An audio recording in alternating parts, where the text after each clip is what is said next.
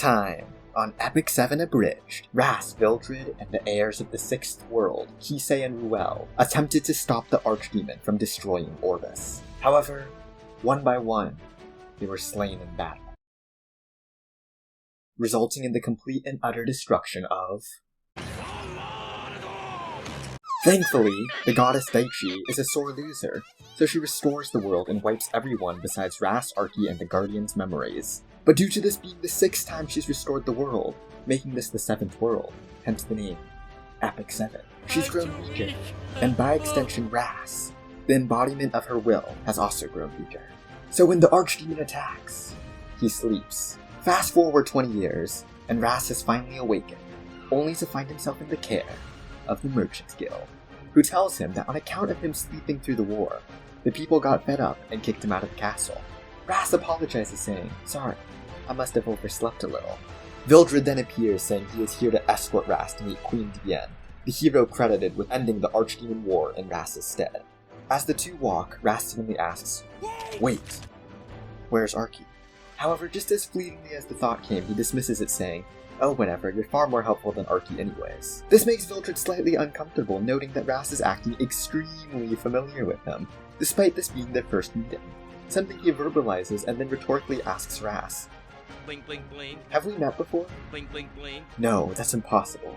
You've been asleep for 20 years. It's not like the world has been resetting or anything as a result of you consistently failing to save the world, right? And my memories haven't been wiped, so it's not like I don't remember our previous failures, right?" Bling bling bling. Ras thinks about how they've technically met before, but questions if he should really explain the truth of this world, worrying that Vildred may lose hope if he reveals the truth. But then decides, screw it, he's already failed 6 times, and he straight up tells Vildred the truth of the world. After revealing the truth, Vildred is like, "Oh, I also have a confession to make," and says, "Kayron already told me the truth of the world and convinced me to betray you and bring back the Archdemon. I thought you would only continue to perpetuate this vicious cycle we've lived through, and thought that by betraying you I could sever it." After this explanation on why he's the best antagonist in Epic 7, he asks Ras for forgiveness, who tells him, "Of course I forgive you. You're my BFF." And BFFs betray and attempt to kill each other all the time. Finally, they reach Queen Diane, who says, "Greetings, travelers. I am Queen Diane, hero of the Archdemon War. For you see, 20 years ago." On the day of my actual birth. Ras then cuts her off, saying, "No need for the lengthy exposition dump. Vildred gave me the gist of the situation. So I'm guessing I need to visit each of the sanctums and destroy the Archdemon's might contained within them." Queen Diane says, "Correct. Now, heir of the Covenant, please save our world." And Ras says not to worry, he's got this. Meanwhile, the children of Diane begin to argue over who gets to accompany Ras on his journey. Tenebria says, "Wow, the heir of the Covenant is so cool." Mercedes agrees, saying she wishes he would take us with him. However, Tenebria says, "Us? I think you forgot a couple words before that, namely, one and of, one of us. After all, if all of us were there, how can a romance blossom?" She then smirks, saying, "Mercedes, you can stay here with Aether. After all, I am best girl." However, Mercedes is fed up with Tenebria acting all high and mighty just because she's more popular and more loved by the developers and says, "I won't lose to you anymore." But before the two can start fighting, the real best girl, Aether, interferes, saying Ras should decide. So the three of them ask Ras to choose which one gets to accompany him, and Ras responds saying, "Do I really have to choose? I'm not that interested in girls."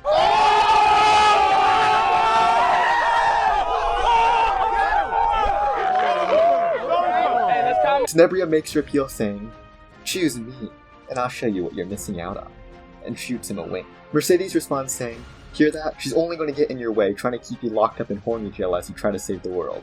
Choose me, and I'll stay in the back and support you quietly." Ras sighs, saying, "But both of you combined are still weaker than Vildred. I don't want to bring someone along who will just be a burden." Then a light bulb flashes in his head. "Wait! I'll just choose the stronger one. So you two fight and I'll take the winner with me." So the two do. And Tenebria wins. Tenebria begins to gloat about her victory, saying, "Lowly 4-star, know your place." Arki yikes, saying, "I don't think she knows Ras is only a 3-star. So with that, Tenebria joins Ras's party. The party makes it to the temple without any complications, and Diane dispels the barrier. Vildred tells Ras to hurry up and destroy it. He'll deal with any monsters that are drawn to the area. Suddenly, Kayron and Nilgal show up, and Kayron is like, God damn it. I knew something had gone wrong. So you've chosen to side with the heir of the Covenant after all. Kayron laments, saying, if I knew you were going to betray me, I wouldn't have gone through all that work to win you over. Tenebria interjects, saying, what did he make you do? Did you have to kiss his feet or something? Kayron doesn't dignify that with an answer, just closing his eyes and contemplating his already non-existent will to live, causing Tenebria to giggle. Oh my. Really? However, Rast is easily able to defeat the two and showcases his full potential, such as his passive, Plot Armor, which increases his attack, defense, ER, crit chance, and crit damage by 7.77%, because OP characters are trendy, and finishing them off with his S3, Sword of the Air, where Rast attacks with the coolest pose in the world. After defeating the two, Arky says, oh my god, my master is so cool. Dian nods, saying, indeed. I just wish he had woken up and done that 20 years ago. Tenebria then says, oh my god, Rast, you are literally so cool. After seeing that display, I decided I'm gonna marry you. When suddenly a voice yells out saying, not if I have anything to say about it. If I can't have him, no one can. An Archdemon Mercedes appears, revealing that while Rast was fighting Nilgal and Kayron, Mercedes had gone and absorbed the Archdemon's might. She then stabs Vildred, inflicting a mortal wound, just like in canon. Before Vildred can collapse to the ground though, Rast rushes forward, grabbing him, holding his BFF's dying body in his arms. Vildred, in his dying breath, says, is this how I die? No. Fighting alongside the heir of the Covenant. Maybe this isn't so bad. Thank you for telling me the truth of this world, Rast, and accepting me as your friend. When Mercedes gets jealous that Vildred is dying in Rast's arm, and cuts him off saying, you talk too much. Die already. And then she stabs him again. Anyways, Archdemon Mercedes then turns on Tenebria saying, you're next, sister. And she attacks. However, Rast blocks the blow. Mercedes scoffs, saying, you fool, you're no match for me. However, this statement is factually untrue, as Rast easily defeats her, forcing her to revert to her normal form. Mercedes then laughs, saying, what are you going to do with me now? Kill me? Punish me with a slow, painful death? Lock me up to rot away? And Rast says, no, it's not like you wanted to take over the world or anything. You just wanted attention, right? Mercedes is like, oh my god, yes, you read my mind. I killed Best Boy because it was the only way to get you to notice me. Senpai. Rast tells her, you were a fool blinded by love, and I'm the villain who forced you to do this. Unfortunately, I don't have time to settle down and start a family, so sorry, gotta go bye. And he leaves both Tenebria and Mercedes. Tenebria sadly says, he's gone. I don't think I've ever been in love with someone that deeply before. If I had to lose to someone though, losing to literally all of humanity isn't so bad. Mercedes apologizes, saying if she hadn't interfered, then Tenebria probably would have gotten together with Rast, due to them being the male and female lead. But then says, sorry not sorry, no matter how incredible he is, I couldn't let him have you. No one can have you because you're mine. Tenebria suddenly begins to look very worried and says, what are you doing, stepsis? We then flash forward a couple months with Crow shouting, no! Ludwig! Rast in his Vagabond outfit says, is that the name of the boy I just killed? Crow says, you were the chosen one, Rast! You were supposed to bring balance to Orbis, not destroy it! And Rast responds saying, I got fed up with that. Why should I save this pathetic world when it's more fun to bring death and destruction? After all, I am the greatest weapon created by the goddess herself. Who can possibly stop me? And that's what a general story outline of what I think we should sell as a novel, Yuna says. Rast, Mercedes, and Arky are all appalled, wondering what in the world they just heard.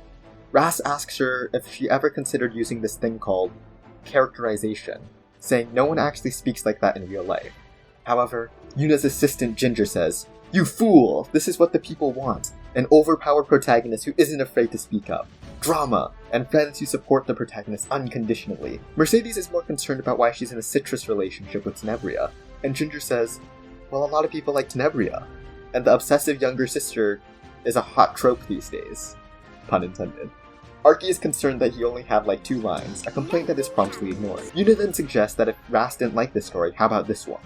You're the 3rd oldest prince. However, the eldest prince killed the king to seize power, and Rast interrupts, wondering why he's suffering in all of these stories, and Yuna dismisses these concerns, saying everyone's a sadist. That's why. It's why darkness is best girl. and then the side story ends. Well, that's all for this episode of Epic 7 Abridged. Happy April Fools. This was a April Fool's side story a couple years ago, and I really wanted to cover it for April Fools this year.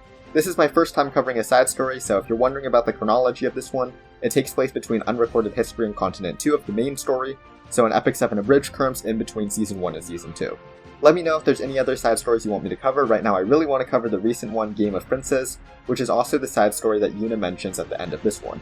Kinda crazy how much foreshadowing they do beforehand.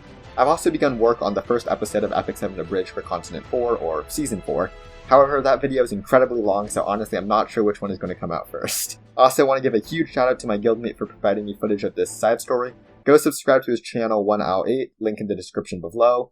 Anyways, thank you for being patient with me. My life has been hella busy lately, but I'll try to upload more consistently. Make sure to subscribe, I do all kinds of Epic 7 content, and I'll see you next time. So Jason Z, out.